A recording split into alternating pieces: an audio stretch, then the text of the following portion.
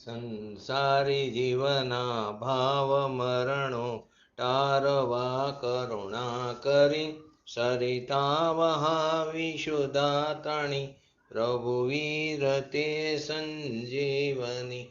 શોષાતી દેખી સરિતને કરુણાભીના હૃદયે કરી, મુનિકુંદ સંજીવની સમય પ્રાપ્ત તણે ભાજન ભરી.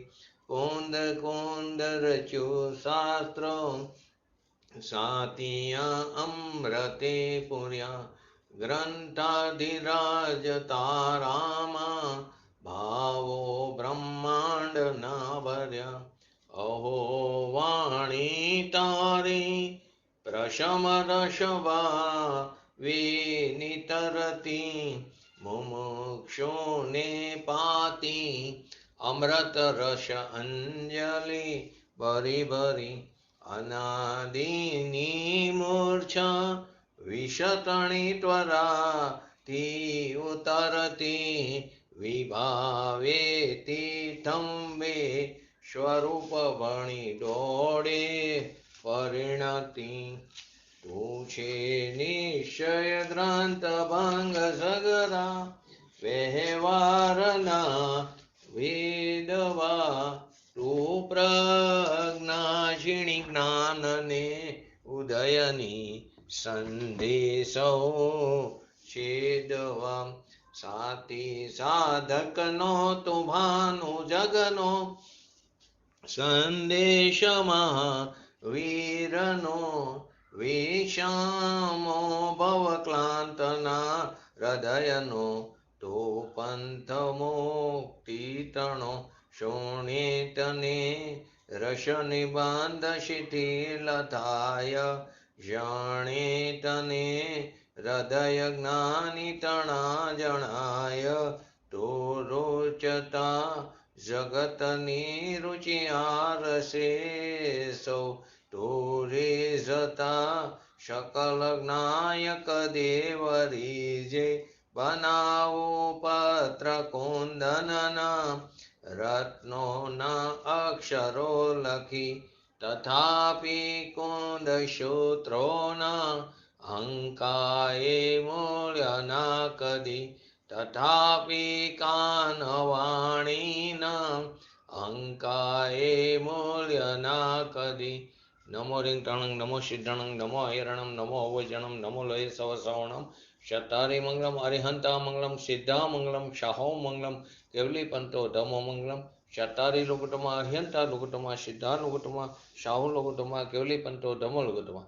ચત્તારી શરણ ભોજામી અરિહંતે શરણ ભોજામી સિદ્ધે શરણ ભોજામી સાહુ શરણ ભોજામી કેવલી પંતો ધમો શરણ ભોજામી. ઓમ નમો અરિહંતાણમ.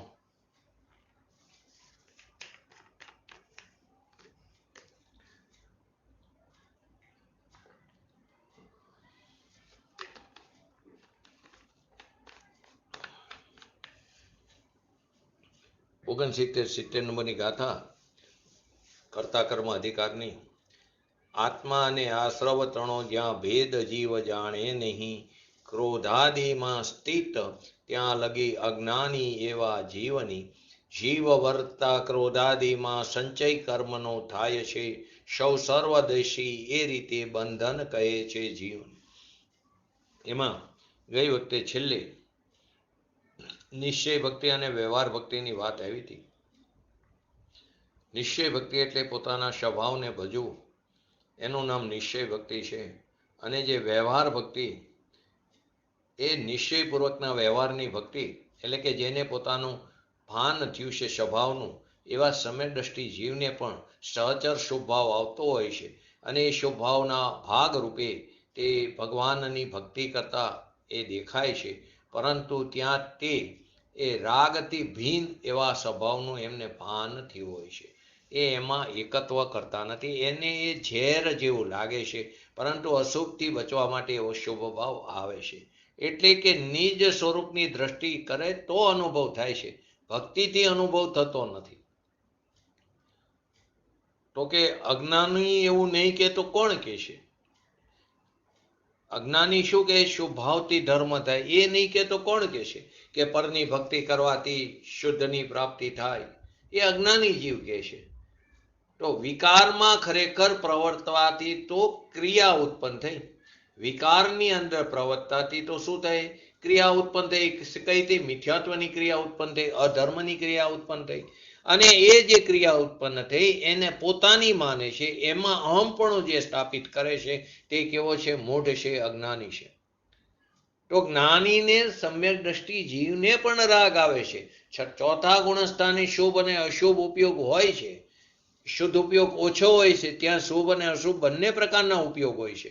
છઠ્ઠા ગુણસ્થાન સુધી શુભ ઉપયોગ છે. તો કે ત્યાં છઠ્ઠા ગુણસ્થાને પણ શાસ્ત્ર લખવાનો વિકલ્પ આવે, બાર ભાવનાનું ચિંતન આદિ થાય, જીનેન્દ્ર ભગવાનના દર્શન કરવા આદિનો વિકલ્પ આવે, સ્વાધ્યાય એટલે કે ઉપદેશ દેવાનો વિકલ્પ આવે. તો એને પણ આવા રાગ આવે છે. પણ રાગને અને સ્વભાવને તે એક નથી માનતા, એક બેંક તે ભેરવતા નથી. જલ કમલની આ વાત, એ બંનેને ભિન્ન ભિન્ન માને છે, જાણે છે. સમયસાર નાટકની અંદર ત્યાં બતાવ્યું છે, બંધ અધિકારની અંદર, એની અંદર અધ્યાવસાયની વાત છે. 32 નંબરનો જે શ્લોક છે કે સમ્યક દ્રષ્ટિ જીવ જે આત્મ સ્વરૂપમાં સ્થિર થાય છે, એટલે કે અસંખ્યાત લોક પરવાન જે મિથ્યાત્વ ભાવ તેહી વિવાર ભાવ કેવલી ઉક્ત હે.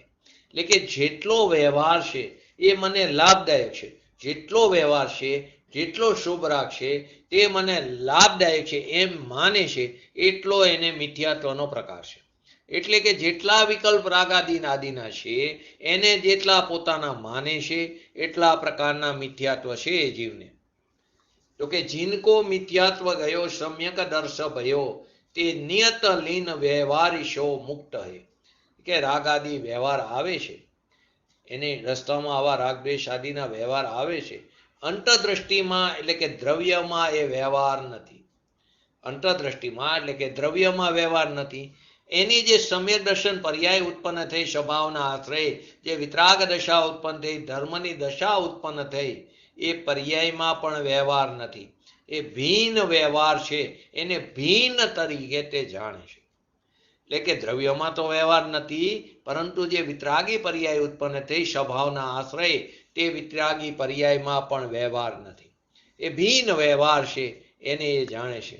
તો શું એવું 32 નંબરના શ્લોકમાં? નિર્વિકલ્પ નિરુપાધિ આત્મ સમાધિ સાધી જે સુગન મોક પંથ કો ધૂંધત હે.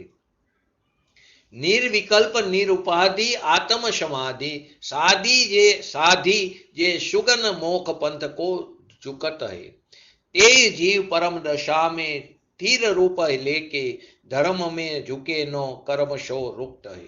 એટલે શું કહે છે કે એને એના પોતાના સ્વભાવની જેને મહિમા નથી, જેને પોતાના સ્વભાવની મહિમાની ખબર નથી, જેને મહિમા રાગની છે, તો એને પુણ્ય બંધ થયો. એમાં પણ જો કસાયની મંદતા હોય તો પુણ્ય બંધ થાય છે.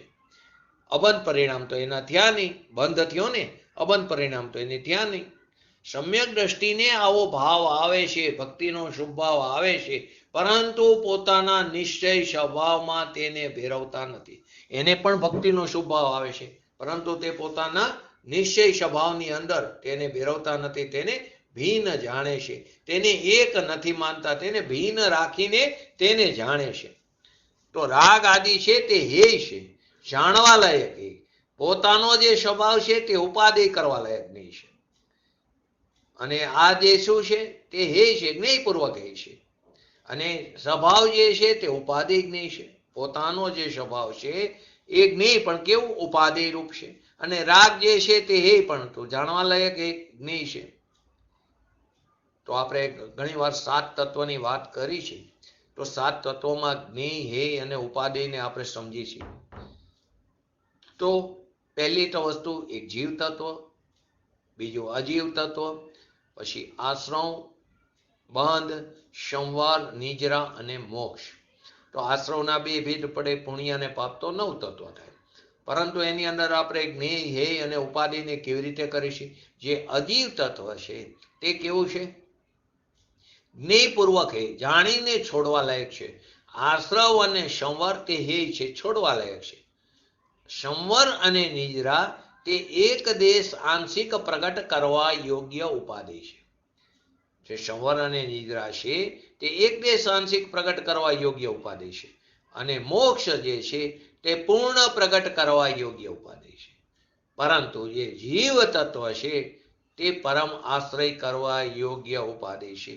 અહીં એ જ વાત કરી, સ્વભાવ જે છે તે જ્ઞેય પરંતુ કેવું ઉપાધિ રૂપ છે, અને રાગ જે છે તે હે પરંતુ કેવું જ્ઞેયપૂર્વક હે છે.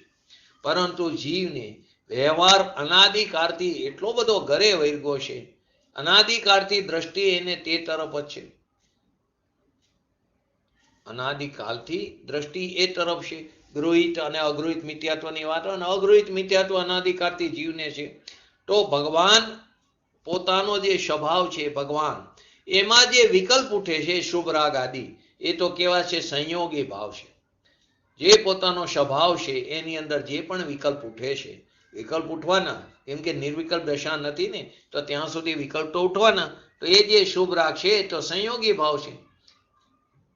એ સંયોગી ભાવમાં એમાં અહમપણો કરીને, એમાં પોતાપણો માનીને જીવ રોકાઈ જાય છે. આપણે એની અંદર રોકાઈ જઈએ છીએ. એ શેને કારણે? અજ્ઞાન ભાવથી. એ આપણા અજ્ઞાન ભાવથી એને એ આપણું કામ કર્મ માની છે, કાર્ય માની છે. જે સંયોગી ભાવ છે એ સંયોગી ભાવમાં પોતાપણું માની, એમાં અહમપણું સ્થાપિત કરી છે, અને એની અંદર રોકાઈ જાય છે. એ આપણા અજ્ઞાન ભાવથી, કોઈ કર્મને કારણે નહીં, કોઈ પરને કારણે નહીં, પરંતુ શેને કારણે? આપણા અજ્ઞાન ભાવથી. પોતાના જ્ઞાન ભાવથી એને પોતાનું કાર્ય એટલે પોતાનું કર્મ માને છે. કેમ કે આપણને આત્માનું ભાન નથી. પોતાનો જે ભગવાન આત્મા જે છે તે વિકલ્પથી ભિન્ન છે એવું આપણને ભાન નથી. કેમ કે ક્રોધાદિ જે ક્રિયા છે તે કેવી છે? પરભાવભૂત હોવાથી. ક્રોધાદિ જે છે તે વિકાર છે, એ પરભાવભૂત હોવાથી એ ક્રિયા એ નિષેધવામાં આવી છે. એ વિકાર છે એને નિષેધવામાં આવ્યો છે. એ ભાવનો નિષેધ થઈ શકે છે, પરંતુ એ નિષેધ થઈ શકે છે એમ નહીં માનીને, પોતાના માનીને એને એનો નિષેધ થઈ શકે છે એવું નથી માન્યું. એની જગ્યાએ શું કરી છે? એમાં પોતાપણું સ્થાપિત કરી. એને પોતાના માની એવી એને આદત પડી ગઈ છે, ટેવ પડી ગઈ, લત પડી ગઈ છે કે આ મારું કર્તવ્ય છે, આ મારી ફરજ છે, રાગના પરિણામ તે મારું કર્તવ્ય છે. એમ મૂઢ અજ્ઞાની જીવ પોતાનો જ્ઞાતા દ્રષ્ટા જે સ્વભાવ છે એને ભૂલીને રાગને પોતાનો માનવાની એને આદત પડી ગઈ છે અનાદિકાળથી. માટે તો પંચ પરાવર્તનમાં પરિભ્રમણ કરી રહ્યો છે. માટે યોગેન્દ્ર આચાર્ય દેવે યોગશારની અંદર શું કીધું? કે શુભ રાગ, રાગ એ પાપ છે. રાગ એ પાપ છે. પાપ પાપ કો સૌ કહે, અનુભવી પુણ્ય કો ભી પાપ કહે. પાપને પાપ તો આખું જગત કહે છે, પરંતુ પુણ્યને પાપ તો કોઈ વિરલા કે સોનગઢના સંત આ કાળની અંદર આવા પૂજ્ય ગુરુદેવશ્રી એ પુણ્યને પણ પાપ કીધું. એમને યોગેન્દ્ર દેવ આચાર્ય દેવે અંદર બતાવ્યું યોગશારની અંદર, પરંતુ આ કાળની અંદર એને સ્વતંત્ર જય સ્વતંત્ર ઘોષ કર્યો કે પુણ્ય પણ શું છે? પાપ છે. કે જે પુણ્ય અને પાપમાં એ બેમાં જે ભેદપણું કરે તે મૂંઢ મોહી અજ્ઞાની મિથ્યા દ્રષ્ટિ છે. બંને એક સરખા, એક સોનાની બેડીથી બાંધે, સુવર્ણની બેડીથી, એક લોખંડની બેડીથી બાંધે. બાંધે તો બે અવિશેષપણે બાંધે છે. આપણે એને કર્મની ભાષામાં પણ સમજીએ છીએ. જીવ, ફરી વાર એ લઈ લી, જીવ હર સમયે 7 અથવા 8 પ્રકારના કર્મનો બંધ પડે. કેમ એવું કીધું 7 અથવા 8? કે જીવની એક જ વાર નેક્સ્ટ આયુનો જો એને પરિભ્રમણ હોય તો એને નેક્સ્ટ આયુનો બંધ પડે છે. એક વાર પડે નેક્સ્ટ આયુનો, એના પછીની આયુનો, એના પછીની આયુ, એમ ન પડે. જે હવે પછીની જે એને ગતિ છે એ આયુનો બંધ એને પડે. એ આયુ કર્મનો બંધ પડી જાય પછી તે ફરી વાર નથી પડતું. માટે 7 અથવા 8 પ્રકારના કર્મનો બંધ પડે છે. એમાં 4 ઘાતી અને 4 અઘાતી મૂળ પ્રકૃતિ. તો ઘાતી કર્મની જે પ્રકૃતિ છે એ બધી કેવી છે? પાપ પ્રકૃતિ છે. અને અઘાતી કર્મની જે પ્રકૃતિ છે તે પુણ્ય અને પાપ બંને પ્રકારની છે. ઘાતી કર્મની 47 પ્રકૃતિ ઉત્તર પ્રકૃતિ અને અઘાતી કર્મની 101 ઉત્તર પ્રકૃતિ. ઘણી જગ્યાએ 168 પણ બતાવી છે, 148ની જગ્યાએ. એને પણ આપણે એ વખતે સમજેલા. તો અહીં અત્યારે આપણે 148માં 47 ઘાતી કર્મની કે જે પાપ પ્રકૃતિ છે, અઘાતીની 101 કે જેમાં પુણ્ય પ્રકૃતિ પણ છે અને પાપ પ્રકૃતિ એટલે કે શુભ પણ છે અને અશુભ પ્રકૃતિ પણ છે. હવે જ્યારે જીવ કશાયની મંદતા પૂર્વકનો શુભ ભાવ કરે ત્યારે તેને પુણ્યનો બંધ પડે છે. હવે કશાયની મંદતા પૂર્વકનો એને શુભ ભાવ કર્યો તો કર્મનો બંધ તો પડ્યો. તો કે હર સમય 7 અથવા 8 પ્રકારના કર્મનો બંધ તો પડે, તો 4 ઘાતી કર્મની પ્રકૃતિનો તો એને બંધ પડ્યો. તો કે એ કેવો થયો? પાપ પ્રકૃતિનો બંધ પડ્યો. ઘાતી કર્મની બધી પ્રકૃતિ પાપ પ્રકૃતિ છે. અને અઘાતી કર્મની જે પ્રકૃતિ એમાં એને શુભ પ્રકૃતિનો બંધ પડ્યો, તો પુણ્યનો બંધ પડ્યો. તો આ બાજુ પાપ પ્રકૃતિનો પડ્યો અને આ બાજુ શું થયું? પુણ્ય પ્રકૃતિનો. તો પાપાનો બંધી પુણ્ય થયું. તો તે શું થયું? એને પાપ કહેવામાં આવ્યું. કેમ કે પાપ પ્રકૃતિનો બંધ તો એને ઘાતી કર્મની પ્રકૃતિનો ચાલુ જ છે. અઘાતીમાં ભલે એને પુણ્ય પ્રકૃતિનો બંધ પડ્યો છે, તો તે કેવું? બંધનું કારણ. હવે જો જીવે અશુભ ભાવ કર્યો તો ઘાતી કર્મની તો પાપ પ્રકૃતિનો બંધ પડે જ છે, પણ અઘાતીમાં પણ પાપ પ્રકૃતિની બંધ પડે છે. માટે તેને પાપાનું બંધી પાપ કીધું, ઓલાને પાપાનું બંધી પુણ્ય કીધું. તો આ પ્રકારે કર્મની અપેક્ષાએ જુઓ તો જીવ શુભ ભાવ કરે તો પણ એને પાપ પ્રકૃતિનો બંધ તો ઘાતી કર્મને કારણે પડે રાખે. કારણે કરે છે પોતાની ભૂલને કારણે, પણ આરોપ કોના ઉપર આવે? કે ઘાતી કર્મની પ્રકૃતિ ઉપર આવે છે. તો કે પુણ્યને તો પાપ કોઈ વિરલા જ બતાવે છે. તો કે જયસેન આચાર્ય જેવે સમયસારમાં પુણ્ય પાપ અધિકારમાં બતાવ્યું. વ્યવહાર રત્નત્રયને પણ પાપ કીધું.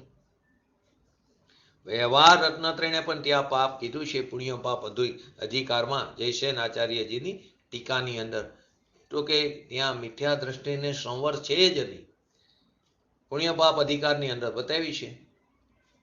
તો કે મુનિઓનો જે વ્યવહાર છે, તો કે મુનિઓ કોને કહેવાય? પહેલા એ વસ્તુ સમજવી પડે. મુનિ કોને કહેવાય? કે અષ્ટમૂર્ગુણોનું પાલન કરે એ તો શ્રાવક થયા, પરંતુ પંચમહાવ્રતનું પાલન કરે, 5 સમિતિનું પાલન કરે, 3 ગુપ્તીનું પાલન કરે, 28 મૂર્ગુણોનું પાલન કરે, નગ્ન દિગંબરપણું ધારણ કરેલું હોય, જંગલની અંદર વનની અંદર વિચરતા હોય એને મુનિ કહેવાય. કમંડર અને મોરની પીછી લઈને ફરતા હોય એ મુનિ કહેવાય નહીં. એ મુનિ દ્રવ્યલિંગી મુનિરાજની વાત નથી. દ્રવ્યલિંગી મુનિરાજ મિથ્યા દ્રષ્ટિ પણ હોઈ શકે અને સમ્યક દ્રષ્ટિ પણ હોઈ શકે. 4થા 5મા ગુણસ્થાન વર્તી દ્રવ્યલિંગી મુનિરાજ હોય છે. પરંતુ જેને સ્વભાવનું ભાન નથી, જેને એક પણ કશાય ચોકડીની અભાવરૂપ વિતરાગ પરિણીતિ ધારણ કરેલી નથી, એવા મુનિરાજને મુનિરાજ કેવી રીતે કહેવાય? એવા મુનિરાજ વંદન કરવાને લાયક પણ નથી. તો મુનિરાજ કોને કહેવાય? કે 12માં પંચમહાવ્રત આદિનું પાલન હોય, 3 કશાય ચોકડીની અભાવરૂપ વિતરાગ પરિણીતિ ધારણ કરેલી હોય, સાથે નગ્ન દિગંબરપણું પણ હોય, એવા મુનિરાજ કે જેને ભાવલિંગી દ્રવ્યલિંગી મુનિરાજ કહેવામાં આવ્યા, એ સાચા મુનિ. અને પૂજ્ય ગુરુદેવશ્રી કહેતા એવા મુનિરાજના અમે દાસાનું દાસ છે. પૂજ્ય ગુરુદેવશ્રી ક્યારે મુનિઓનો વિરોધ નથી કર્યો, પરંતુ ક્યાં સાચા મુનિ કહેવાય એ એમણે બતાવ્યું છે. બાકી મુનિપણું બહારથી આચરણથી મુનિપણું ધારણ કર્યું એમ નથી. સાથે અંદરથી પણ 3 કશાય ચોકડીની અભાવરૂપ વિતરાગ પરિણીતિ હોય ત્યારે તે 6થા 7મા ગુણસ્થાનમાં ઝૂલતા ભાવલિંગી મુનિરાજ કહેવાય. 1 કશાય ચોકડીની અભાવરૂપ વિતરાગ પરિણીતિ હોય તો 4થા ગુણસ્થાન વર્તી દ્રવ્યલિંગી મુનિરાજ કહેવાય. 2 કશાય ચોકડીની અભાવરૂપ વિતરાગ પરિણીતિ હોય તો તેને 5મ ગુણસ્થાન વર્તી દ્રવ્યલિંગી મુનિરાજ કહેવાય. તો દ્રવ્યલિંગી મુનિરાજના મુખ્યત્વે 3 ભેદ. એક મિથ્યા દ્રષ્ટિ દ્રવ્યલિંગી મુનિરાજ, જે આપણે અનંત વાર એ મુનિપણું ધારણ કરી લીધું અને એના ફળ સ્વરૂપે કડક આચરણ જો પાલન કર્યું હોય તો એના ફળ સ્વરૂપે 9મી ગ્રેવિયક સુધી 31 સાગરોપમનું આયુષ્ય પણ આપણે અનંતવાર ભોગવીને આવ્યા. બીજા ચોથા ગુણસ્થાનવર્તી દ્રવ્યલિંગી મુનિરાજ કે જેને એક કસાય ચોકડીની અભાવરૂપ વિતરાગ પરિણીતિ છે. ત્રીજા જે છે તે 2 કસાય ચોકડીની અભાવરૂપ વિતરાગ પરિણીતિ કે જે પંચમ ગુણસ્થાનવર્તી દ્રવ્યલિંગી મુનિરાજ છે. અને ચોથો જે ભેદ છે તે 3 કસાય ચોકડીની અભાવરૂપ વિતરાગ પરિણીતિ જેને આપણે ભાવલિંગી મુનિરાજ કહીએ. વાસ્તવમાં એનું આખું નામ ભાવલિંગી દ્રવ્યલિંગી મુનિરાજ. કેમ કે જે ભાવલિંગી મુનિરાજ છે તે નિયમથી દ્રવ્યલિંગી મુનિરાજ. દ્રવ્યલિંગી પણ તો હોવું જ જોઈએ, પરંતુ સાથે 3 કસાય ચોકડીની અભાવરૂપ વિતરાગ પરિણીતિ છે તો ભાવલિંગી સંજ્ઞા લાગી. દ્રવ્યલિંગી જેટલા છે તે બધા જ ભાવલિંગી થાય એવું નથી, પરંતુ ભાવલિંગી છે તે બધા નિયમથી દ્રવ્યલિંગી હોય છે. ને આવા મુનિરાજના દાસાનું દાસ છે એમ પૂજ્ય ગુરુદેવશ્રીએ બતાવ્યું કે પોતાના ભાન વિના મુનિપણું ક્યાંથી આવ્યું? ચારિત્ર તો સ્વભાવની સ્થિરતા તો થઈ નથી, સ્વરૂપાચરણ ચારિત્ર તો પ્રગટ નથી થયું, તો એ વિના સકલ ચારિત્રપણું કેવી રીતે પ્રાપ્ત થાય? મુનિપણું ક્યાંથી આવ્યું? તો કે નગ્ન હોય, તો કે નગ્ન હોય તો શું થયું? કોઈ એમ કીધું નગ્ન તો છે ને, તો નગ્ન હોય તો શું થાય? થોડી કડક વાત પૂજ્ય ગુરુદેવશ્રીએ બતાવી. કેટલાય મતવાળાને એનાથી તકલીફ પડે, પરંતુ જે છે સત્ય હકીકત છે, નગ્ન તો આ પશુ પણ ફરે છે. નગ્નપણું ધારણ કર્યું એ મુનિ કહેવાય એવું જો હોય તો આ નગ્ન તો પશુ પણ ફરે છે. પોતાની વાત નથી. પુણ્યોપાપ અધિકારની અંદર જયસેન આચાર્ય દેવજીની ટીકાની અંદર છે વ્યવહાર મોક્ષ માર્ગો, એટલે વ્યવહાર મોક્ષ માર્ગ ભાવલિંગી સંતનો કે જેને પોતાના નિજ આત્માના અનુભવની દ્રષ્ટિ થઈ છે અને તેને રાગને હે માનીને એને રસ્તામાં આવો સહચર શુભભાવ આવે છે. તો શું કીધું એને? નિશ્ચય રત્નત્રયશો પાદે ભૂતસ્ય કારણ ભૂતાત્વાદ ઉપાદેય, એટલે કે વ્યવહારથી વ્યવહારને ઉપાદેય કહેવામાં આવ્યો. વ્યવહારથી વ્યવહારને ઉપાદેય એટલે કે ખરેખર એમ નથી. વ્યવહારથી કીધું ને, ખરેખર એમ નથી, વ્યવહારને ઉપાદેય કહેવામાં આવ્યા. કોના જેવું થયું? વ્યવહારથી વ્યવહાર કેવો છે? પૂજનીય છે. વ્યવહારથી વ્યવહાર પૂજનીય છે, નિશ્ચયથી વ્યવહાર પૂજનીય નથી. એમ નિશ્ચયથી વ્યવહાર ઉપાદેય નથી, વ્યવહારથી વ્યવહાર ઉપાદેય કહેવામાં આવ્યો. નિશ્ચય રત્નત્રય શોધો ઉપાદેય ભૂતસ્ય કારણ ભૂતાત્વ ઉપાદેય. તો કે પરંપરાયા જીવસ્ય પવિત્રતા કરુણાત, એટલે વ્યવહારથી એને પવિત્ર કહેવામાં આવ્યો.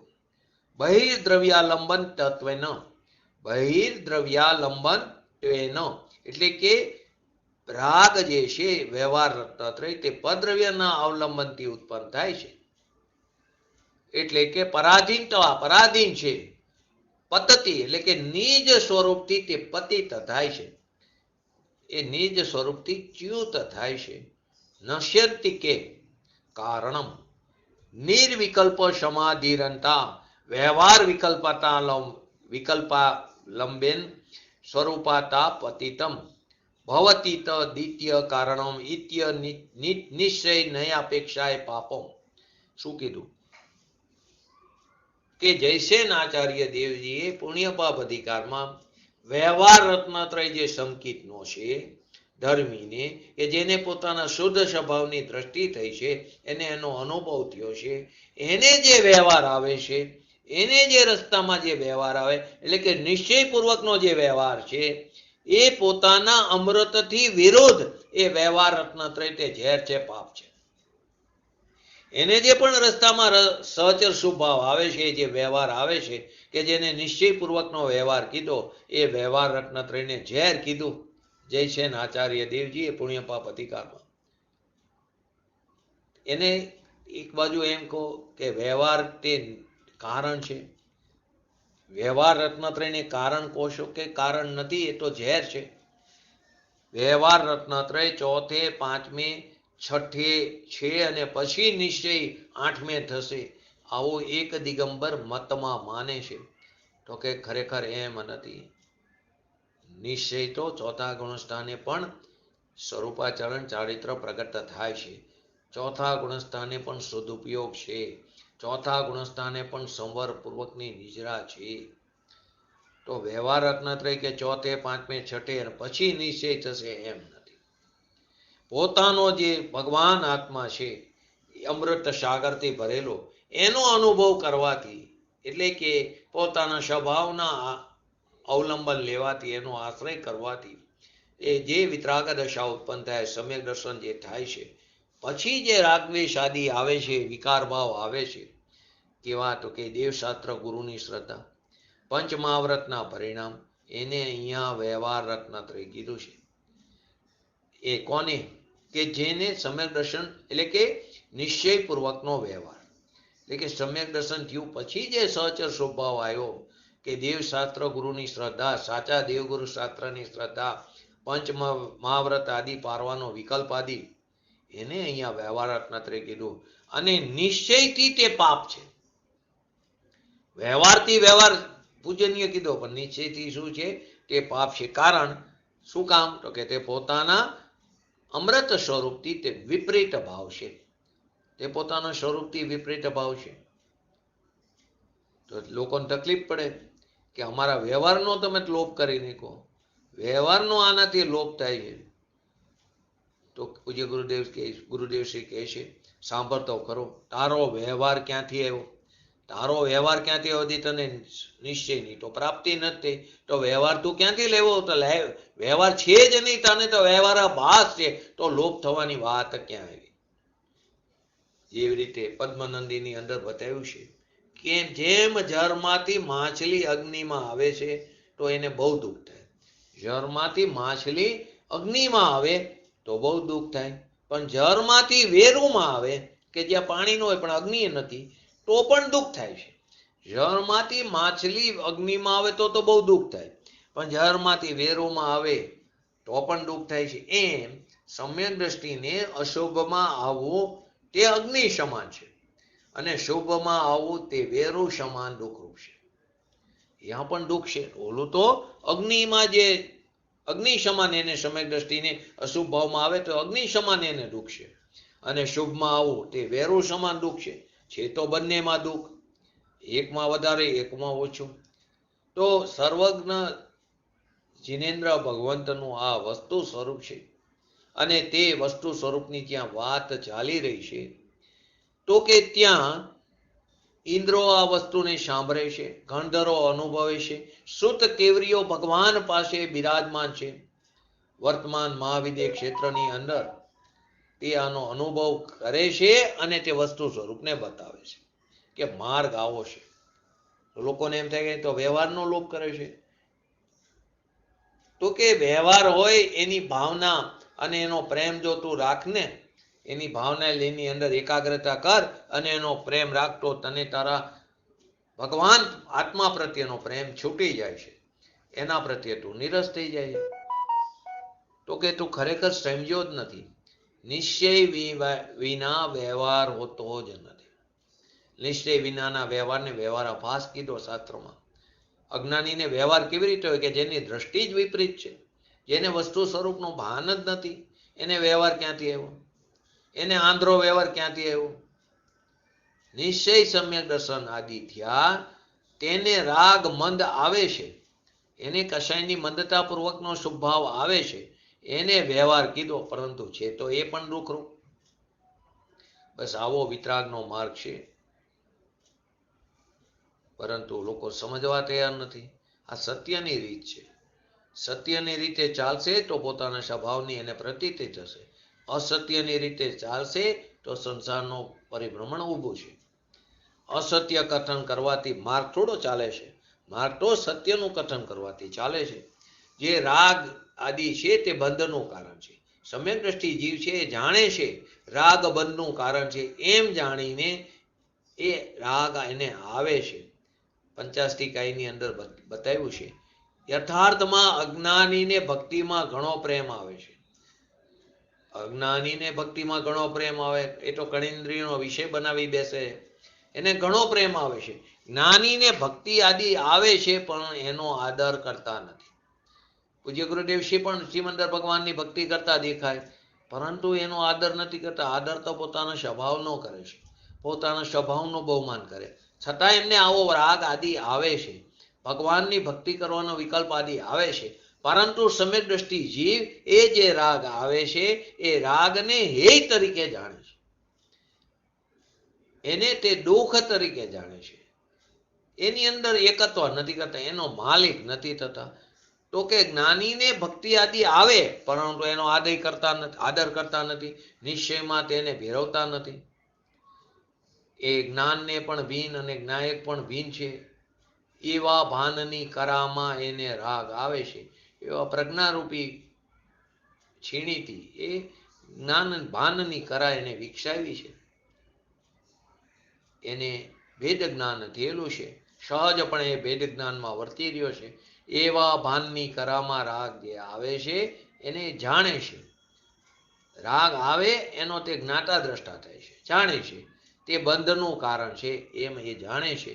હું સ્વરૂપમાં સ્થિર થઈ શકતો નથી, પોતાની ભૂલ એને ખબર છે, એ ભૂલને ટાળવા તે પોતાના દ્રવ્ય સ્વભાવનું વિશેષ પુરુષાર્થ પૂર્વક એનું અવલંબન કરીને એ રાગને ટાળવાનો પ્રયત્ન કરે, પોતાની પર્યાયમાં રહેલી અશુદ્ધતાને ટાળવાનો તે પ્રયત્ન કરે છે. કેમ કે પોતે સ્વરૂપમાં સ્થિર નથી થઈ શકતો, એટલે આવો અશુભથી બચવા અથવા શુભના કાળમાં આવો રાગ આવે છે. એ રાગને તે હેય તરીકે જાણે છે, રાગને ભીન તરીકે જે જાણે છે. તો આ ધર્મ નથી પરંતુ અધર્મ છે, અને ધર્મ નથી કીધો. વ્યવહાર જે આવ્યો ને, વ્યવહાર રત્નત્રય કે જેને પાપ કીધું એને અધર્મ જ પણ કીધું. વ્યવહાર રત્નત્રયને પાપ કીધું. પંચાધ્યાયમાં ઘણી જગ્યાએ આવે છે, આત્માનું શાસનમાં પણ આવ્યું છે કે એને અધર્મ કીધું. વ્યવહાર રત્નત્રયને અધર્મ કીધું. પ્રવચન સારની અંદર પણ એમાં એને અધર્મ કીધું છે. આત્મ અવલોકનની અંદર દીપચંદજીનું આત્મ અવલોકન એની અંદર પણ આવે છે કે શ્રાવકના જે પરિણામ શુદ્ધ છે તે ધર્મ છે, અશુદ્ધ છે તે અધર્મ છે. શ્રાવકના જે પરિણામ જે શુદ્ધ છે તે ધર્મ છે શ્રાવકના, અને જે અશુદ્ધ છે તે અધર્મ. અશુદ્ધની અંદર બંને આવી ગયું, શુભ અને અશુભ, તેને અધર્મ કીધું. દીપચંદજીના આત્મ અવલોકનની અંદર એમાં લખેલું છે શ્રાવકને ધર્મ પણ છે અને અધર્મ બંને છે. શ્રાવકને અવિરતી શ્રાવક હોય કે વિરત અવિરત હોય, એને ધર્મ અને અધર્મ બે છે. ધર્મ કોને કીધું કે ધર્મ સ્વભાવને આશ્રય જે શુદ્ધતા થઈ તે ધર્મ છે, અને જેટલી અશુદ્ધતા છે એનું નામ અધર્મ છે એને અશુદ્ધતા, તો એ અધર્મ છે. પ્રશ્ન થાય, પૂજ્ય ગુરુદેવશ્રીને કોઈએ કર્યો, આપ અધર્મ કહો છો તો લોકો છોડી દેશે? તો કે કોણ છોડી શકે અધર્મને? સ્વરૂપમાં સ્થિર થયા વિના એ છૂટતો નથી. જ્યાં સુધી સ્વરૂપમાં સ્થિર નહીં થાય ત્યાં સુધી એ શુભ અશુભ ભાવમાં જ રખડે છે. તો કે તમે ઉપદેશ આપો એને કારણે છોડી દે, કોઈ ઉપદેશને કારણે છોડતો નથી. ઉપદેશ તો સત્ય છે, પણ સત્ય માર્ગ સાંભળવાથી સત્યની પ્રતીતિ થાય છે, એનાથી અસત્યનો આદર થતો નથી. સત્ય માર્ગને સાંભળવાથી સત્યની પ્રતીતિ થાય, એનાથી અસત્યનો આદર થતો નથી. અસત્યને દ્રષ્ટિમાંથી છોડી દેવો, અસત્યને દ્રષ્ટિમાંથી છોડી દેવો ક્યારે છૂટશે? કે સત્યનું બહુમાન આવશે. પણ ત્યાં સુધી બહુમાન નહીં આવે, અને બહુમાન આવ્યા પછી પૂર્ણતા નહીં આવે, ત્યાં સુધી તે આવ્યા વિના રહેતો નથી. જ્યાં સુધી વિતરાગ ન થાય ત્યાં સુધી આવે છે, આવે ખરો પણ આદર નથી ધર્મીને. તો કે લોકોને એને તમે શુભ રાગને બાધા કહો એની ના નથી, પણ તમે એને અધર્મ કહો છો એ બરાબર લાગતો નથી, વાદ હશે. પૂજ્ય ગુરુદેવ શ્રી કે અધર્મનો પણ અધર્મ છે, પાપ છે. પંચાધ્યાયની અંદર અધર્મ શબ્દ લીધો છે, પુણ્યને પણ પાપ કીધું. સમયસારમાં મુનિને નિશ્ચય રત્નત્રય છે એને વ્યવહાર આવે છે, તેને ત્યાં નિશ્ચયથી સમયસારની અંદર પાપ કીધું છે. વ્યવહારથી શું છે? પુણ્ય છે. વ્યવહારથી પુણ્ય છે, નિશ્ચયથી પાપ છે. જે શુભ રાગ છે તે વ્યવહારથી શું કીધું? પુણ્ય છે. કશાયની મંદતા હોય એ કન્ડિશન તો ચાલુ જ રાખવાની. વ્યવહારથી શું કીધું? એને પુણ્ય. પણ નિશ્ચયથી તો શું છે? તે પાપ છે. કેમ? તો કે પોતાનું અમૃત સ્વરૂપ જે પોતાનો સ્વભાવ છે એને લૂંટાવાથી રાગ આવે છે તે ઝેર છે. અધર્મ લૂંટતો નથી ને કે, તો કે અનાદિકાળની એની અંદર મીઠાશ પડી છે, અનાદિકાળનો પ્રેમ છે. એ પ્રેમ અંદરથી ખસ્યા વિના સ્વભાવની રુચિ થતી નથી. એ જે અંદરથી પ્રેમ પડ્યો છે ને અનાદિકાળનો, એમાં અંદરથી ખસશે નહીં ને ત્યાં સુધી એને સ્વભાવની રુચિ થતી નથી. સ્વભાવ પ્રત્યે એને ત્યાં સુધી આ ખસતો નથી, ત્યાં સુધી સ્વભાવ પ્રત્યે એને અણગમો આવે છે, એને દ્વેષ આવે, સ્વભાવમાં ગોઠતું નથી, એને સ્વભાવની રુચિ નથી થતી. એ જે ખતવે છે. પહેલા કસાય મંદ થાય એનાથી અમને લાભ થશે, તો મંદ કસાયની રુચિ છે. પહેલા કે કસાય મંદ થાય તો એનાથી અમને લાભ થશે, તો કે તને મંદ કસાયની રુચિ છે, તો ત્યાંથી છૂટવાનો પ્રસંગ એને રહેતો નથી. એ મન કસાયમાં અટવાઈ જાય છે. આપણે અનાદિકાળથી આવા શુભભાવ અનંતવાર કરી ચૂક્યા છે. ત્યાં મિથ્યા દ્રષ્ટિ દ્રવ્યલિંગી મુનિ પણ અનંતવાર કરી ચૂક્યા છે, પરંતુ ત્યાં મંદ કષાયની રુચિ પડેલી, શુભ ભાવથી ધર્મ થાય એવી રુચિ પડેલી છે, ત્યાંથી છૂટવાનો પ્રસંગ રહેતો નથી. તો કે અશુભ થઈ જાય, તો કે ધૂળમાં અશુભ ન થતું. રાગ જે આવે છે એની રુચિ છોડી દે. પહેલા તું જે રાગ આદિ આવે છે એની પહેલા તું રુચિ છોડી દે. કસાયની મંદતાની રુચિ, એનું નામ તો મિથ્યાત્વ કીધું. એટલે કસાયની મંદતાની રુચિ થવી, કેમ કે એનાથી એને ધર્મ માન્યો, એનાથી એને શુદ્ધ નિશ્ચયની પ્રાપ્તિ થઈ એવું માન્યું, તો કે મિથ્યાત્વ છે, વિપરીત માન્યતા છે, એને છોડ. ન્યાયક સ્વભાવની રુચિ કર, ત્યારે તને સ્વભાવનો અનુભવ થશે. પોતાના સ્વભાવનું અવલંબન કર, એની પ્રતીતિ કર, એનો આશ્રય કર, એનો આદર કર, સ્વીકાર કર, સત્કાર કર, તો તને સ્વભાવનો અનુભવ થશે. એ વિના તને સમ્યક દર્શન એટલે કે આત્માની અનુભૂતિ નહીં થાય. બહુ સરસ વાત 6 ધારાની અંદર આપી છે. લાખ વાતની વાત, લાખ વાતની વાત, નિશ્ચય ઓર આણો, છોડી જગત દ્વંદ ફંદ. જગત એટલે દંડ ફંદ. શું કીધું? પુણ્ય પાપના ભાવ જે છે તે ફંદ છે, દ્વંદ છે. છોડ જગતના દ્વંદ ને ફંદ ને. મીઠાશ છે ને પુણ્ય પાપ અંદરથી, એને તું છોડ. પોતાનું જે નિસ્વરૂપ, જે અતિન્દ્રિય આનંદથી ભરેલું છે એની તરફ દ્રષ્ટિ કર. રાગમાં જ્યાં સુધી તને સુખ બુદ્ધિ રહેશે, પુણ્ય ભાવમાં જ્યાં સુધી સુખ બુદ્ધિ, હિત બુદ્ધિ રહેશે, ત્યાં સુધી તને મિથ્યાત્વ ભાવશે, અને ત્યાં સુધી તારો સંસાર ઊભો રહેશે. તારો સંસાર સફર અને મોક્ષ કેવું છે? અફર થશે. પૂજ્ય ગુરુદેવશ્રી જ્યારે સંપ્રદાયમાં હતા, 85ની સાલની વાત, એની અંદર એ બોટાદ સંપ્રદાયમાં હતા, ત્યારે બોટાદની અંદર એમને આ વાત સભાની અંદર કરેલી. એ સંપ્રદાયમાં પણ 1000-1500 માણસો બેઠેલા હોય, કીચો કીચ સભા ભરેલી હોય. ત્યારે એમને કીધું, જે ભાવે તીર્થંકર ગોત્ર બંધાય છે એ ભાવ ધર્મથી વિરોધ, એટલે કે અધર્મ છે. જે ભાવથી ઉત્કૃષ્ટમાં ઉત્કૃષ્ટ ભાવ, કે જે ભાવે તીર્થંકર ગોત્ર બંધાય એ ભાવ ધર્મથી વિરુદ્ધ છે. કે ધર્મ હોય તો બંધનું કારણ ન હોય, એનાથી તો બંધ થયો તીર્થંકર પ્રકૃતિનો. તો બંધ ધર્મ હોય તો તે બંધનું કારણ ન હોય, અને બંધનું કારણ હોય એને ધર્મ કહેતા નથી. એ બંધનું કારણ માટે અમે એને ધર્મ નથી કહેતા. ધર્મ નથી કહેતા તો શું? તો કે અધર્મ થયો. કે જે ભાવે તીર્થંકર ગોત્ર બંધાય એ ભાવ ધર્મથી વિરુદ્ધ છે. કેમ? કે ધર્મ હોય તો તે બંધનું કારણ ન હોય, અને બંધનું કારણ હોય તે ધર્મ ન હોય. એટલે કે ધર્મ નહીં એનો અર્થ એમ કે અધર્મ છે. તો પૂજ્ય ગુરુદેવશ્રીના સાથે એના ગુરુભાઈ હતા, એમનાથી તો સહન ન થયું, તો એ ઊભા થઈ ગયા વોસરાય કરીને. પછી પૂજ્ય ગુરુદેવશ્રીએ બાપ અંદર ગુરુભાઈ બધા સાથે હોય, એમનું જે સ્થાનક હતું, એ કે તમે ઊભા થયા તો સભામાં કોઈને કઈ તકલીફ ન પડી. તમારે બે રહેવું હતું ને શાંતિથી, તમને નહોતું ગમતું તો ઊભું નહોતું થવું, તમારી વાત કોઈ નહીં માને.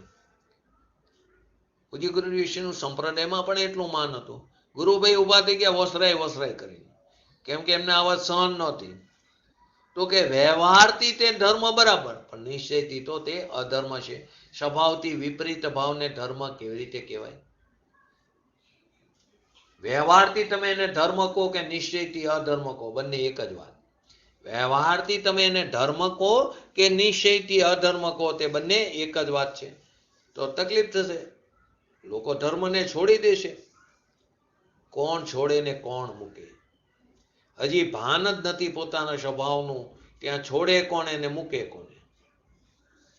છોડે કોણ ને મૂકે કોણ? મોક્ષ માર્ગની અંદર કીધું, આ વાત તો બતાવી છે. મોક્ષ માર્ગમાં શું બતાવ્યું? કે સમ્યક અભિપ્રાય કરવા અમે કહીએ છીએ તો કોઈ શુભ ભાવ છોડે તો એના સ્વચ્છંદનું કારણ છે. સમ્યક અભિપ્રાય કરવા માટે અમે આ બતાવી છે, પણ એનાથી કોઈ શુભ ભાવને છોડી દે તો એના સ્વચ્છંદનું કારણ છે, કોઈ ઉપદેશનું કારણ નથી. મોક્ષમાર્ગ પ્રકાશકની અંદર એ વાત લીધી છે ટોડરમલજી સાહેબે. કેમ કે એમને એ તો બધા જેમ વૈદ હોય ને, નાડી વૈદ, એ નાડી પકડીને એના દર્દનું નિદાન કરે છે. એમ ટોડરમલજીએ લોકોની નાડ પકડી છે અને નાડ પકડીને દવા આપી છે કે અમે તો તને સમ્યક અભિપ્રાય કરવા માટે કહી છીએ, પરંતુ એ સમ્યક અભિપ્રાય કરવાને બદલે કોઈ શુભ ભાવને છોડી દે કે શુભ ભાવ તો અધર્મ છે, બંધનું કારણે સ્વભાવનું ભાન ન કરે અને શુભ ભાવને છોડી દે તો એ સ્વચ્છંદી, એ સ્વચ્છંદનું કારણ છે. તો પછી શું કરશે? શુદ્ધમાં તો ગયો નહીં, શુભને છોડશે તો અશુભ ભાવમાં પડ્યો રહેશે. આ કોઈ ઉપદેશનું કારણ નથી. માટે તેમણે બધાની નાળ પકડીને દવા આપી છે. બહુ સરસ એક એક્ઝામ્પલ આપ્યું, ગધેડો સાકર ખાવાથી મરે તો એનો અર્થ એમ કે કોઈ સાકર ન ખાવી, તો શું ઉપદેશ ન દેવો? ટોડરમલજી સાહેબે સત્યાર્થને સિદ્ધ કર્યું છે. હજારો શાસ્ત્રોનો મર્મ એમને ખોલ્યો. એને પણ અત્યારે કારની નિકૃષ્ટતાને કારણે લોકો અપ્રામાણિક ઠરાવે, પણ શું કરી? દરેક દ્રવ્ય સ્વતંત્ર છે. તો કે અહીંયા ભગવાન શું કે ક્રોધાદી જે છે ક્રિયા એ પ્રભાવભૂત ક્રિયા છે. વિકારી પરિણામ રાગના હોય, શુભ રાગના હોય કે કોઈ પણ હોય, તે બધા કેવા પ્રભાવભૂત છે. માટે તેનો નિષેધ કરવામાં આવ્યો હોય તો પણ તે સ્વભાવભૂત હોવાનો તેને અનાદિકાળથી અધ્યાસ હોવાથી આ મારી ક્રિયા છે, મારો સ્વભાવ છે, તો તે ક્રોધ રૂપે પરિણમે છે પ્રભાવભૂત, માટે તેનો નિષેધ કરવામાં આવ્યો. તો પણ તે સ્વભાવભૂત હોવાનો એને અનાદિકાળનો અધ્યાસ હોવાથી આ મારી ક્રિયા છે, મારો સ્વભાવ છે, તો તે ક્રોધ રૂપે પરિણમે છે. સ્વભાવરૂપ પરિણમન ન થયું, એનું ક્રોધરૂપ પરિણમન થયું, રાગરૂપ પરિણમન થયું, રાગરૂપ થયું, મોહરૂપ થયું, એને એ રીતે પરિણમન થયું. રાગરૂપ કો, મિથ્યાત્વ રૂપ કો, દ્વેષ રૂપ કો, બધી એક જ વસ્તુ છે. તો કે આવું કેમ થાય છે? કેમ આવું થાય છે? તો કે આ જે આત્મા છે ને, ભગવાન આત્મા એ જ્ઞાન સ્વરૂપે સ્થિત છે. જ્યાં સુધી આત્મા જ્ઞાનમાં પોતાપણો માનીને, પોતાના જ્ઞાનમાં અહમપણો માનીને પોતાની ક્રિયા શુદ્ધ અનુભૂતિ કરે છે, કે જેને આપણે સ્વભાવભૂત ક્રિયા કીધી, જ્યાં સુધી આત્મા જ્ઞાનમાં પોતાપણો માનીને પોતાની ક્રિયા કે જે શુદ્ધ અનુભૂતિ કરે છે, જેને સ્વભાવભૂત ક્રિયા કીધી, એનો નિષેધ કરવામાં નથી આવ્યો. પરંતુ જે પરભાવભૂત ક્રિયા છે એ મારી છે, કે જે વિભાવભૂત ક્રિયા છે, પરભાવભૂત ક્રિયા છે, રાગ દ્વેષ આદિ ક્રિયા, એમાં અહમપણું સ્થાપિત કરીને એ મારી ક્રિયા, મારો સ્વભાવ છે, કે ખરેખર તેનો નિષેધ કરવામાં આવ્યો, પરંતુ તેનો અનાદિકાળનો અધ્યાસ હોવાથી તેને સ્વભાવભૂત ક્રિયા માને, તો તે જીવ સંસારમાં રખડે છે.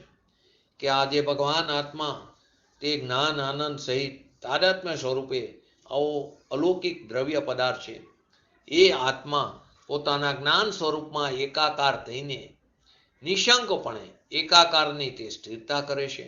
તો એ ક્રિયાને અહીંયા સ્વભાવભૂત ક્રિયા કહેવામાં આવી. તો સ્વભાવભૂત ક્રિયાનો નિષેધ નથી થતો.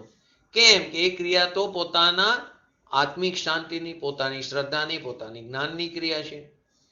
તો કે એ જે સ્વભાવ જ્ઞાન સ્વરૂપ ભગવાન આત્માની સન્મુખ થઈને એની અંદર એકત્વ થયું, એની અંદર લીનતાની જે ક્રિયા થઈ, એનું નામ અહીંયા ભગવાન ધર્મ કહે છે. તો ધર્મી જે જીવ છે તે કર્તા થઈને નિર્વિકારી જે જ્ઞાનમાં લીનતા રૂપે, એકત્વ રૂપે જે ક્રિયા, એ એનું કર્મ એટલે કે એનું એ કાર્ય છે. પોતાની નિર્વિકારી જ્ઞાનમાં એકત્વ કરવું, એની અંદર લીનતારૂપ ક્રિયા કરવી, એનું નામ અહીંયા ધર્મ કહેવામાં આવ્યું, અને એનું કર્મ નામ કાર્ય છે. તો અજ્ઞાની પોતાના શુદ્ધ ચૈતન્ય સ્વરૂપની દ્રષ્ટિ નહીં હોવાથી પુણ્ય અને પાપના વિકલ્પ રૂપે જે વિકાર થાય છે એની રુચિથી, પોતાના ત્રિકારી સ્વભાવની અરુચિથી વિકારની અંદર તે પ્રવર્તો, એટલે કે એને વિભાવિક ક્રિયા થાય છે. પોતાના શુદ્ધ ચૈતન્ય તરફની દ્રષ્ટિ નથી તો દ્રષ્ટિ પર તરફ છે, તો પર તરફ છે તો પરના લક્ષે રાગદ્વેષાદી વિકાર પોતાની પર્યાયમાં ઉત્પન્ન થાય છે. તો કે એ રુચિથી, પોતાના ત્રિકારી સ્વભાવની અરુચિથી તે વિકારમાં પ્રવર્તો, એને વિભાવિક ક્રિયા થાય છે. ખરેખર તો એનો નિષેધ જો કે કરવામાં આવ્યો છે, કેમ કે એનો સ્વભાવ નથી, પણ અજ્ઞાનીને અનાદિકાળથી વિભાવિક પર્યાયનો અધ્યાસ એટલે કે આદત થઈ ગઈ છે કે આ મારું કર્મ એટલે કે કાર્ય છે. પોતાનું ચૈતન્ય સ્વરૂપ ભગવાન આત્મા જે આનંદની મૂર્તિ છે એ તરફની રુચિ નહીં હોવાથી અને વિકારની રુચિ હોવાથી, એટલે કે પુણ્ય કે પાપ, શુભાશુભ ભાવ, દયા, દાન, વ્રત, તપ આદિના મન કષાયના જે ભાવ થાય છે એની રુચિ હોવાથી, એની અંદર અહમપણાથી પ્રવર્તવાને કારણે એની જે લીનતા થાય છે એનું નામ અહીં વિભાવિક ક્રિયા કહેવામાં આવી. બે પ્રકારની ક્રિયા બતાવી, એક સ્વાભાવિક ક્રિયા અને એક વિભાવિક ક્રિયા. તો કે તત્વજ્ઞાન તો અંતરની ચીજ છે, એ કંઈ બહારથી પ્રાપ્ત થતી નથી. બહારથી તો હું આ શરીર આદિના કામ કરું, રાગ દ્વેષ આદિનું કામ કરું, એવા મિથ્યાત્વ ભાવની પ્રાપ્તિ થાય છે. બહારથી તો શું થાય કે જે એક ચિત્ર વગાય શરીર સાથે જે સંબંધ છે, એ શરીર આદિના કામ હું કરું, હું શરીરને મેન્ટેન કરું, હું શરીરને સાચવી શકું, હું ડાયટિંગ કરીને મારા શરીરનું વજન કંટ્રોલ કરી શકું. રાગ દ્વેષ આદિનું કામ હું, એટલે કે હું રાગી છું, હું દ્વેષી છું, એવો મિથ્યાત્વ ભાવની પ્રાપ્તિ થાય છે બહારથી તો. પણ એ મિથ્યાત્વ ભાવ એટલે બહારનો અર્થ શું કે બહિર્લક્ષથી પરના કામ મારા છે. બહારનો એટલે કે પરના લક્ષ્ય, એટલે કે બહિર્લક્ષથી પરના કામ મારા છે, એટલે કે રાગદ્વેષ આદિની ક્રિયા મારી છે, એમ એની અંદર એકત્વ એટલે કે લીન થાય છે. તો એ જે ક્રિયા થાય છે તે વૈભાવિક ક્રિયા, મિથ્યાત્વની, અજ્ઞાનની ક્રિયા છે. સ્વભાવ વિભાવ બહારથી નથી આવતો, પણ અંદર પરના લક્ષ્ય કરે છે. થાય છે અંદર પોતાના સ્વભાવ પોતાની પર્યાયમાં, પરંતુ પરના લક્ષ્ય કરે છે, અંતરનું લક્ષ્ય નહીં, કેમ કે પોતાના સ્વભાવનું એને ભાન નથી. તો એમાં જે વિકાર પર્યાય થાય છે એમાં પોતાપણું માનીને એમાં લીન થાય છે, એનું નામ વિભાવિક એટલે કે અધર્મની ક્રિયા કહેવામાં આવે. હવે અહીંયા શું કહે છે તો કે અહીંયા જે આત્મા પોતાના અજ્ઞાન ભાવને લીધે, જો અહીં કે એમનો વાત કરી કર્મને કારણે, પરને કારણે, પોતાના અજ્ઞાન ભાવને લીધે, પોતાનો જે જ્ઞાનાનંદ સ્વરૂપ ભગવાન આત્મા છે એનો અંતરમાં પોતાના ભાવનો તેને ભાસ નથી, પોતાના ભાવનું તેને ભાન નથી. એને કારણે આત્મા પોતાના અજ્ઞાન ભાવને લીધે, કર્મને કારણે નહીં, પરને કારણે નહીં, પોતાના અજ્ઞાન ભાવને લીધે એ સંસારમાં રખડે છે. તો કે જ્ઞાન ભવન માત્ર, તો કે પોતાનો ભગવાન આત્મા આનંદ અને ચૈતન્ય સ્વરૂપ જે ચૈતન્ય છે એની વર્તમાન ક્રિયા જ્ઞાન ભવન એટલે કે જ્ઞાન રૂપે થવું, શ્રદ્ધા સમ્યક રૂપે થવી, આનંદ રૂપે થવું, શાંતિ રૂપે થવું, એ જ્ઞાન ભવન માત્ર સહજ પોતાની ક્રિયા, જેને આપણે સ્વભાવ ક્રિયા કીધી. તો કે સહજ ઉદાસીન એટલે કે માત્ર જ્ઞાતા દ્રષ્ટા અવસ્થા, એનો ત્યાગ કરીને, એનો ઉત્પન્ન નહીં કરીને, અર્થાત ત્યાગ કરીને, ત્યાગ કરીને જે આવી પોતાની સ્વાભાવિક ક્રિયા છે એનો ત્યાગ કરીને, ત્યાગ કરી એટલે કે ઉત્પન્ન થઈને ત્યાગ કર્યો એમ નથી, ત્યાગ કરીને એટલે કે ઉત્પન્ન જ ન કરી, ઉત્પન્ન નહીં કરીને એનો અર્થ એમ કે ત્યાગ કરીને, જેની વિશેષ ચર્ચા આપણે આવતીકાલે કરશું. હતી અને ત્યાગ કર્યો એમ નથી, છે જ ક્યાં અવસ્થા એ પોતાની આવી સહજ ઉદાસીન જ્ઞાતા દ્રષ્ટા અવસ્થા જ એને ઉત્પન્ન નથી, ઉત્પન્ન થઈને ત્યાગ કર્યો એમ નહીં, એને ઉત્પન્ન જ ન કરી, એટલે એનો અર્થ એમ કે ત્યાગ કરીને, જેની વિશેષ ચર્ચા આપણે આવતીકાલના સ્વાધ્યાયમાં લેશું. બોલો જીનવાણી સ્તુતિ.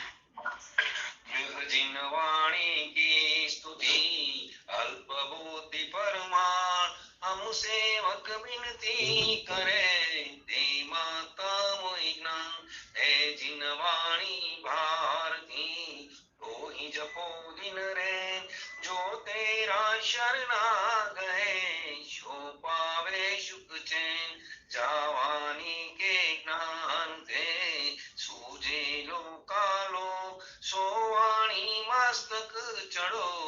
सदा देत हो तो नमो रिंगटाणं नमो सिद्धाणं नमो ऐरणं नमो वज्रणं नमो लय सवसावणं चत्तारि मंगलम अरिहंता मंगलम सिद्धा मंगलम सहाव मंगलम केवले पंतो धमो मंगलम चत्तारि लोकतमा अरिहंता लोकतमा सिद्धा लोकतमा सहाव लोकतमा केवले पंतो धमो लोकतमा चत्तारि शरण भोजामि अरिहंते शरण भोजामि सिद्धे शरण भोजामि सहाव शरण भोजामि केवले पंतो धमो शरण भोजामि बोलिए श्री पंच परमेष्ठी भगवंतोनो जय हो बोलिए श्री जिनवाणी मातनो जय हो बोलिए श्री परम पूज्य परम उपकारी श्री सदगुरु देवनो जय हो बोलिए श्री प्रसमूर्ति भगवती मातनो जय हो बोलिए श्री सनातन जय निगंबर धर्मनो जय हो जय हो